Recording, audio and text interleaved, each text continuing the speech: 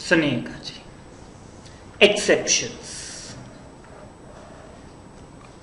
Exceptions के अंदर इसने थोड़ा घुमा फिरा के लिखा है, क्या लिखा है वो भी मैं बता देता हूं, बट आप पहले मेरे वर्ड्स में सुन लीजिए। वो कह रहे हैं फॉलोइंग 3 केसेस में कंडीशन नंबर 2 नहीं लगेगी। मतलब फॉलोइंग 3 केसेस में इन तीन लोगों का अगर आप रेजिडेंशियल स्टेटस चेक करना चाहते हो तो इनको पहली कंडीशन ही पूरी करनी पड़ेगी, 182 डेज। मैं एक और आपसे पूछना चाहता हूं, आपको क्या लगता है फॉरेनर्स या जो इंडिया में आते रहते हैं फ्रीक्वेंटली, क्रिकेटर्स, परफॉर्मर्स, या जो भी इंडिया के अंदर थोड़ी बहुत जॉब, बिजनेस, सर्वे, इंस्पेक्शन, किसी भी काम से इंडिया आते रहते हैं, वो ज्यादातर कंडीशन नंबर 1 में पकड़े जाते होंगे कि कंडीशन नंबर 2 में? 2 में। 1 में तो पकड़े जाना मुश्किल है अनलेस एंड अनटिल आप यहीं पे रहते हो, ठीक है। सो 6 महीने इंडिया में कोई नहीं रुकता जी, ठीक है। बट जैसे ही मैंने क्रिकेटर्स भी आपको बताया, आईपीएल जनरली कितनी देर चलता है? 54, 55, 60 डेज, ठीक है। तो लेटेस्ट से एक क्रिकेटर भी इसके अंदर आ सकता है, ठीक है। सो इन दैट केस वो कहता है कि कंडीशन नंबर 2 में पकड़े जाने के ज्यादा चांसेस है। तो मैंने अब आपको क्या कहा कि फॉलोइंग 3 कैटेगरीज के लिए कंडीशन नंबर 2 नहीं लगेगी, कंडीशन नंबर 2 नहीं लगेगी, उनके लिए सिर्फ कंडीशन नंबर 1 लगेगी। वो पढ़ लेते हैं क्या है। अब वो कहता है कि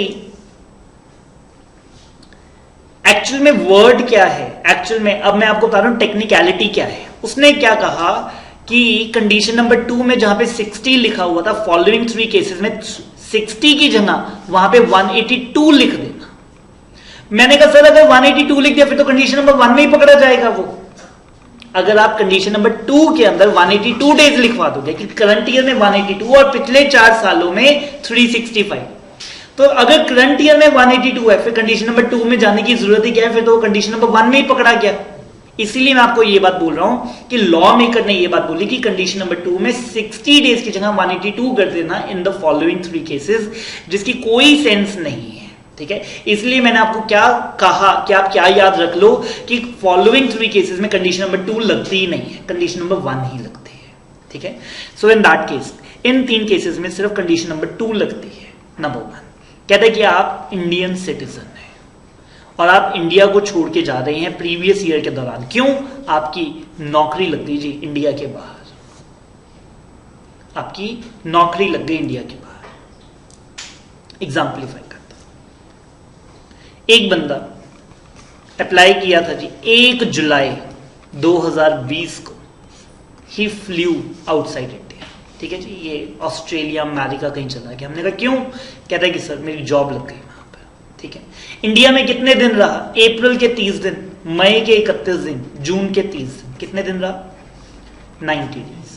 और पिछले 4 सालों में तो ये कंडीशन नंबर 2 में पकड़ा जा रहा था, 60 डेज इंडिया में रहा, और पिछले 4 सालों में वो तो 4 के 4 साल इंडिया में था, तो 365 डेज था। अब इसने 3 महीने के बाद 9 महीने ऑस्ट्रेलिया में काम किया। अब ऑस्ट्रेलिया में जो भी इसने कमाया, हमने कहा सर इंडिया में आके टैक्स देना क्योंकि आप इंडिया के रेजिडेंट हैं, क्योंकि आप इंडिया के रेजिडेंट हैं। लेकिन हमने इसको बचा दिया। हमने कहा कि सर अगर आपकी नौकरी लग गई है इंडिया के बाहर और आप इंडिया छोड़ के जा रहे हो तो कंडीशन नंबर 2 नहीं लगेगी। क्या आप इंडिया में 182 डेज से ज्यादा के लिए थे? वो कहता नहीं। हमने कहा सर आप इंडिया के रेजिडेंट नहीं है। हमने फेवर दिया इसको, इस इंडियन सिटीजन को। इंडियन सिटीजन समझते हैं आप? जिसके पास इंडिया का पासपोर्ट है, आधार कार्ड है, ठीक है। या सिटीजनशिप एक्ट में आपको पढ़ना पड़ेगा कि कौन कौन इंडिया का सिटीजन, जैसे आप रजिस्टर करवा सकते हैं, ठीक है। या फिर अगर आपका बर्थ इंडिया में हुआ है, ठीक है। ये बात क्लियर है? बर्थ के अंदर थोड़ी सी क्लॉज है, अगर आपको पता हो। लेट से कोई फॉरेनर कपल है, वो इंडिया के अंदर आता है and the wife is pregnant और बेबी की डिलीवरी इंडिया में हो जाती है, तो जो बेबी है वो इंडिया का सिटीजन नहीं होगा अनलेस एंड अनटिल पेरेंट में से कोई भी एक इंडियन सिटीजन हो, क्योंकि वो दोनों ही फॉरेन कपल्स में दोनों ही इंडिया के सिटीजन नहीं थे, तो उनका बेबी इंडियन सिटीजन नहीं होगा। बट अगर मदर इंडियन थी या फादर इंडिया का ही सिटीजन था, फिर वो भी इंडिया का सिटीजन हो जाएगा। तो हम सारे, लेट से आपके पास पासपोर्ट भी नहीं है, आधार कार्ड भी अभी तक नहीं बनवाया, तब भी हम इंडियन सिटीजन है because we are born in India, plus हमारे जो पेरेंट्स है वो भी इंडियन सिटीजन थे। ये बात क्लियर है? बट अगेन ये मुद्दा यहां पर है नहीं। मैं इंडिया का सिटीजनशिप एक्ट के अंदर जो 17-18 क्लॉजेज हैं वो नहीं यहां पे डिस्कस करूंगा कि आप इंडिया के सिटीजन हैं या नहीं है, ठीक है। तो जनरली आधार कार्ड, और दूसरा मैं जो सबसे ज्यादा एम्फोसाइज करता हूं पासपोर्ट। पासपोर्ट से पता लगता है कि आप कौन से देश की सिटीजनशिप होल्ड करते हैं, ठीक है। और अगर कभी भी दो पासपोर्ट नहीं होल्ड कर सकते, ये बात क्लियर हुई आपको। सो इंडिया का सिटीजन जो इंडिया को छोड़ के जा रहा है जी permanently for the employment outside India, ठीक है। यहाँ पे परमानेंटली वर्ड लिखा नहीं है, परमानेंटली इसलिए नहीं लिखा, पता नहीं उसको जॉब अच्छी लगे ना लगे, 6 महीने बाद वापस भी आ सकता है, ठीक है। ऐसे नहीं कि उसको वापस नहीं आने देंगे। सो इन दैट केस उस पर कंडीशन नंबर 2 नहीं लगेगी, उसे कंडीशन नंबर 1 में ही रेजिडेंट बनाया जा सकता है।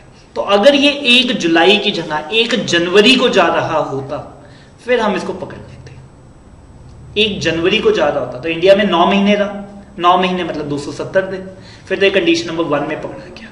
और इसने 90 दिनों में, जनवरी फरवरी मार्च में जो इसने दूसरे देश में कमाया, हमने कहा sir you have to come to India and file a return, और उसके ऊपर टैक्स इंडिया में भी जमा करवाना पड़ेगा।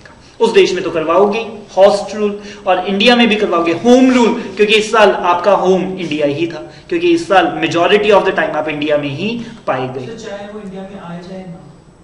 हाँ जी, क्लियर। पॉइंट नंबर 1 क्लियर हुआ। पॉइंट नंबर 2 पे आते हैं। कहता है वो इंडिया का सिटीजन है और वो इंडिया को छोड़ के जा रहा है जी प्रीवियस ईयर के दौरान। क्यों? क्योंकि वो किसी इंडियन शिप के अंदर उसकी कोई नौकरी लग गई जी, वो क्रू मेंबर बन के शिप के अंदर जा रहा है, ठीक है।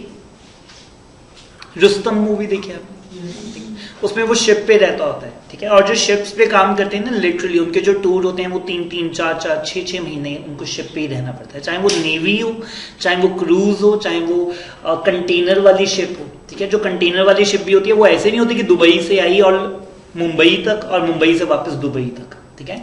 उनमें कंटेनर 5-5, 10-10 हजार होते हैं और वो 20-25 देशों से होते हुए फिर जाते हैं, ठीक है। सो जो कंटेनर्स वाली भी शिप होती है वो किसी एक देश जाकर टच करके वापस नहीं आ जाती, वो भी बहुत सारे देश घूमती है, ठीक है। और अगर आप उसके क्रू मेंबर हैं तो आप हमेशा जब भी जॉब पे जाते हैं तो आपको पता होता है कि 3-4 महीने बंदा आएगा नहीं, क्योंकि ये शिप पे रहेगा, ठीक है। तो ये भी एक इंडियन सिटीजन है। कौन है? Indian citizen. और ये भी इंडिया को छोड़ के जा रहा है क्योंकि इंडिया की किसी शिप के अंदर ये क्रू मेंबर बन के काम कर रहा है। Are we getting it? तो इसको भी कंडीशन नंबर 2 नहीं लगेगी। अगर इसको इंडिया का रेजिडेंट बनाना है तो इसे भी कंडीशन नंबर 1 के अंदर ही फॉल करना पड़ेगा, मतलब इसका स्टे इंडिया में 182 डेज का होना चाहिए। 60 डेज और 365 वाली कंडीशन इसके ऊपर नहीं लगेगी। गुड। पॉइंट नंबर 3 कहते हैं कि जी आप इंडिया के सिटीजन हैं या फिर आप PRO आए हैं, that is a person of Indian origin, PIO, person of Indian origin. ये आपको पता होगा जी, पर्सन ऑफ इंडियन ओरिजिन जिसका खुद का बर्थ, जिसके पेरेंट्स में से किसी का बर्थ या जिसके ग्रैंड पेरेंट्स में से किसी का भी बर्थ इंडिया मतलब अनडिवाइडेड इंडिया में होगा, अनडिवाइडेड इंडिया के अंदर, ठीक है। अनडिवाइडेड इंडिया बांग्लादेश, पाकिस्तान और इंडिया, ठीक है। इन तीनों में से कहीं पर भी अगर आपका खुद का बर्थ हुआ, आपका खुद का तो नहीं हुआ हो सकता क्योंकि हम में से कोई भी सन 47 से पहले के नहीं है, आपके पेरेंट्स का हुआ हो वो भी नहीं केस बनता जी, हमारे कोई पेरेंट्स भी सन 47 से पहले के नहीं है, बट आपके ग्रैंड पेरेंट्स जो हैं वो सन 47 से पहले अगर उनमें से किसी का भी ग्रैंड पेरेंट्स में हमने पूछा सर कौन, वो कहते हैं सभी, दादा दादी नाना नानी, ये 4 है जी, ठीक है। दादा दादी नाना नानी, मैटरनल साइड भी पैटर्नल साइड के भी ग्रैंड पेरेंट्स, चारों में से किसी भी एक का बर्थ या 2 का या चारों का किसी भी एक का बर्थ अगर पाकिस्तान, बांग्लादेश या India, that is undivided India में अगर हुआ है तो उसको हम बोलते हैं person of Indian origin. Are we getting it? So इसका मतलब जो हमारी नेक्स्ट जनरेशन है वो PIO नहीं होगी, ठीक है, वो PIO नहीं होगी। So we are the last generation जो PIO है, ठीक है, unless and until definition change हो जाए, ठीक है, क्राइटेरिया चेंज हो जाए, but we are the last generation. हमारे से अगली जो जनरेशन होगी, जो हमारे फर्दर जनरेशन आएगी, they will not be the PIO। Are we getting it? कोई problem?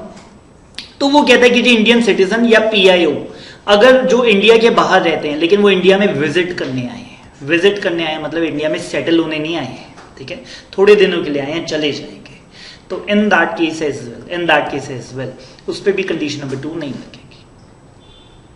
Are we getting it or not?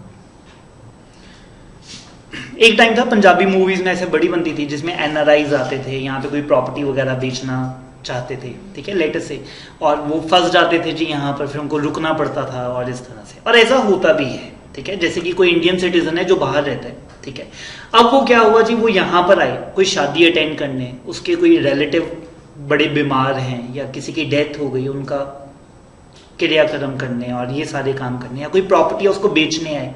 अब आए तो 30 दिन के लिए थे, लग गए 70 दिन, ठीक है, और हमने उनको पकड़ लिया कंडीशन नंबर 2 में, तो वो कहता है कि जी नहीं, अगर ये इंडिया के अंदर आए हैं, कहीं वो हमारे ही अपने बंदे इंडिया आने से फिर डरे ना कि मेरी तो ग्लोबल इनकम इंडिया में टैक्सेबल हो जाएगी और 2 जगह मेरे को टैक्स देना पड़ेगा कि मैं इंडिया नहीं जाऊंगा। तो हमने कहा कि सर आप बेफिक्र होके आइए, हम आपको नहीं पकड़ेंगे, क्योंकि आपके लिए कंडीशन नंबर 2 नहीं लगेगी, कंडीशन नंबर 1 लगेगी। अगर आप 182 डेज से ज्यादा रह लिए फिर तो बात देखिए, फिर तो आपको इंडिया में टैक्स जमा करवाना पड़ेगा, बिकॉज आप यहीं पे रह रहे हो। फाइन, 3 केसेस समझ में आते हैं। पहले 2 केसेस इंडियन सिटीजन के लिए और तीसरा case Indian citizen and PIO, person of Indian origin के लिए। ये बात समझ में आती है आपको? हाँ जी। अगर जैसे कोई पर्सन है उसको 182 डेज इंडिया में रहा तो है, बट इंडिया में उसने कोई ऐसे मतलब इनकम नहीं अर्न करी, तो भी उसकी ग्लोबल इनकम इंडिया में टैक्सेबल होगी। बिल्कुल, डजंट चेंज अ थिंग, ठीक है, फाइन जी। और सर जो एचयूएफ है या बॉडी ऑफ इंडिविजुअल्स है, वो उनका रेजिडेंसी से चेक करते हैं, करेंगे अभी हम पहले इंडिविजुअल करते हैं, इसके बाद एचयूएफ पे आएंगे, फिर कंपनी पे आएंगे, फिर पार्टनरशिप फर्म पे आएंगे, सबका करेंगे। पॉइंट नंबर 2 के ऊपर आ रहे हैं, यही अमेंडमेंट है जी, अगर आप देख सके तो ये बोल्ड के अंदर है और लिखा भी हुआ है कि विद इफेक्ट फ्रॉम 1/4/21। 21 समझते हैं आप देंगे सर हमारा तो साल 2021 है, ये तो हमारे साल को भी सरपास कर गए। 21 मतलब असेसमेंट ईयर 2021-22, 21-22 असेसमेंट ईयर मतलब प्रीवियस ईयर 2021, ये हमारे साल के लिए एप्लीकेबल है, ठीक है। बट उसने असेसमेंट ईयर में बताया कि कौन से असेसमेंट ईयर में आपने ये चेक करना है, तो वो कहता है 1/4/21 से, तो ये हमारे ही साल की बात करते हैं। हमारा साल कौन सा है? 2021 प्रीवियस ईयर, बट ये कहता है असेसमेंट ईयर 21-22 से लगना शुरू होगा। तो हमने कहा sir one and the same thing, ये हमारे जो क्वेश्चंस पेपर में आएंगे ये उसके लिए रेलेवेंट है, क्योंकि ये असेसमेंट ईयर 21-22 बोल रहा है और प्रीवियस ईयर 2021 बोल रहा है। Are we good? पढ़ लेते हैं जी, सुनिएगा जी। वो कहता है कि जो 60 डेज को रिप्लेस करने की बात चल रही थी 182 डेज से, ठीक है, मैंने आपको बताया ना टेक्निकलिटी में कंडीशन नंबर 2 में उन्होंने 60 डेज की जगह 182 डेज किया। वो कहता है 182 नहीं करेंगे, 120 डेज करेंगे, उसको 120 डेज करेंगे। अगर जो इंडिविजुअल है वो एक इंडियन सिटीजन है या पीआईओ है, that is the person of Indian origin, जो इंडिया के बाहर ही रहता है, इंडिया में क्या करने आया है? विजिट करने आया है, इंडिया में विजिट करने आया। तो हमने कहा अच्छा, और वो कहता है जिसकी टोटल इनकम, फॉरेन इनकम को छोड़ दो, जिसकी इंडिया से टोटल इनकम 15 लाख से ज्यादा है पिछले प्रीवियस ईयर में, तो इसको भी इंडिया का रेजिडेंट कहा जाएगा। मैंने कहा सर ये तो क्लैश कर गई ऊपर वाले पॉइंट से। ऊपर आपने कहा था 182 डेज करने, सेम पॉइंट इसने लिख दिया और क्या कहा कि जी आपने उसको 182 डेज से रिप्लेस नहीं करना, आपने उसे 120 डेज से रिप्लेस करना है। तो मैंने कहा सर या फिर तो ऊपर वाला गलत है या फिर ये वाला पॉइंट गलत है, दोनों ही ठीक है जी। मैं आपको बता देता हूं, मिस्टर ए इंडियन सिटीजन, ठीक है, ना ये एम्प्लॉय है ना क्रू है, ये तीसरा केस बता रहा हूं, ठीक है। इंडियन सिटीजन या PIO, person of Indian origin, India के अंदर वापस आ रहे हैं, मतलब ये कैनेडियन सिटीजनशिप ले चुके हैं या इंडियन सिटीजन नहीं रहे, बट ये कौन है? पर्सन ऑफ इंडियन ओरिजिन, ठीक है। इनका खुद का बर्थ, इनके फादर मदर का बर्थ या दादा दादी नाना नानी में से किसी एक का बर्थ इंडिया का है। यहां तक क्लियर हुआ आपको? ये इंडिया के अंदर आए जी, इंडिया के अंदर रहे और कितने दिन रहे? 130 डेज, ठीक है। अब मैंने इनसे पूछा कि सर आप बस मेरे को ये बता दो कि आपको इंडिया से कोई इनकम है, इंडिया से कुछ कमाते हो? वो कहता हाँ इंडिया में एफडी है, रेंटल इनकम है या डिविडेंड इनकम है, इंडिया से मेरे को पैसे आते हैं। तो मैंने कहा कितने? कहता है कि जी 5 लाख। मैंने कहा बच गई, आप के ऊपर 182 डेज वाली ही कंडीशन लगेगी। बट जैसे इसने बोला 16 लाख, तो मैंने कहा सर क्योंकि आपका स्टे इंडिया में 120 डेज से ज्यादा का है, आप इंडिया के रेजिडेंट हैं। दो कैटेगरीज में बांट दी है जी हमने। जो पॉइंट नंबर 3 था, पॉइंट नंबर 3 क्या था? इंडियन सिटीजन और पर्सन ऑफ इंडियन ओरिजिन। जो इंडिया के बाहर रहते हैं, वो इंडिया में आए हैं किसी विजिट पे, ठीक है। इनको दो टुकड़ों में बांट दिया। मैंने कहा सर फॉरेन इनकम मत बताना मेरे को, आप कनाडा में क्या कमाते हो मेरे को मत बताओ, इंडिया से बताओ कितना कमाते हो। अगर आपकी total income from India 15 lakh से ज्यादा है, फिर आपके ऊपर 182 डेज नहीं, आपके ऊपर 120 days plus 365 in the previous 4 years देखा जाएगा, ठीक है। और अगर आप 15 लाख से इंडिया से कम कमाते हो, आप इंडिया की जो आपकी टोटल इनकम है वो 15 लाख से कम है, तो आपके ऊपर जो कंडीशन है वो 182 डेज की लगेगी as per the old amendment. ये तो पुराना पॉइंट था, ये नई अमेंडमेंट है कि अगर आप इंडिया से 15 लाख से ज्यादा कमा लेते हो तो हम 182 डेज नहीं, हम आपका 120 डेज देखेंगे, और 120 डेज में आप इंडिया से फरार हो जाना, नहीं तो हम इंडिया के अंदर आपको रेजिडेंट मान लेंगे। अमेंडमेंट दोबारा से बता रहा हूं, कहता है कि जो 60 डेज को ऊपर 182 डेज से रिप्लेस करने की बात चल रही थी 3 केसेस में, तीसरे केस में से अगर ये जो पर्सन ऑफ इंडियन ओरिजिन या पर्सन ऑफ इंडियन सिटीजन है, इसकी अगर total income other than income from foreign sources 15 lakh को एक्सीड कर रही है, इंडिया से आप 15 लाख से ज्यादा कमा रहे हैं, तो हम आपको इंडिया का ही रेजिडेंट मान के आपको टैक्स लगा देंगे। फॉरेन इनकम क्या होती है? कहता है which means the income which accrue or arise outside India, ठीक है, and which is not deem to accrue or arise. जो इंडिया के अंदर अक्रू और अराइज नहीं होती, वो इंडिया के बाहर ही आपको अक्रू और अराइज होती है। वहीं पे आप कमाते हो, वहीं पे आप रिसीव करते हो, वहीं पे आप खर्च करते हो, ठीक है। जो इंडिया के अंदर किसी भी तरह से टैक्सेबल अक्रू और अराइज नहीं होती। टैक्सेबल वर्ड नहीं, टैक्सेबिलिटी तो आपके रेजिडेंशियल स्टेटस के हिसाब से होगी। ये बात क्लियर है?